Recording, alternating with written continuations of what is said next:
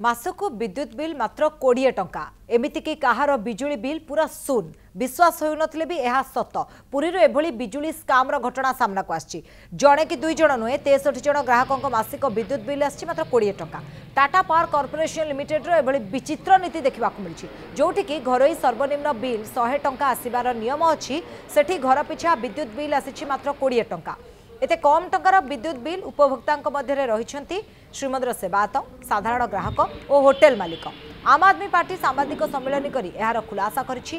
गरीब मध्यवित्त मासिक विद्युत बिल 1500 आरंभ करी 5000 पर्यंत आसुवा बेले 63 जनकर मासिक विद्युत बिल केमिति 20 टंका आसिला ताकू नहीं प्रश्नवाची छिड़ा होइछि।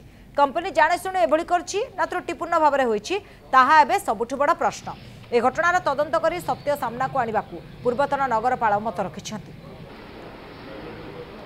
30 ରୁ 40 जन पाखापाखि ऊर्ध्व लोक अच्छा जो मानकर बिल मात्र 20 टंका 20 टंका इलेक्ट्रिक बिल मात्र 20 टंका प्रत्येक मासरे एमानकर आसूची केमती किए या पछर अछि एमाने समस्त प्रभावशाली व्यक्ति एमाने समस्त वित्तशाली व्यक्ति एमाने बड़ बड़ आसन में मध्य अधिष्ठित अच्छा टाटा पावर जो अधिकारी माने अच्छे भर सार्टगार्ड कौन अच्छी से मैंने कौन पाइका छाड़ देते जिते कौन गरीब लोकर जिते घरे जिते लाइन काट दौरान जोर जबरदस्त करी आम आदमी कथा कहूँ आम जो गोड़ हाथ तले पड़ू सार आप छाड़ दिंतु लाइन टी दिंतु आप टोटाल शुणुना आपण मैंने निज काम निज अनुसार कर धनी लोक छाड़ करदे।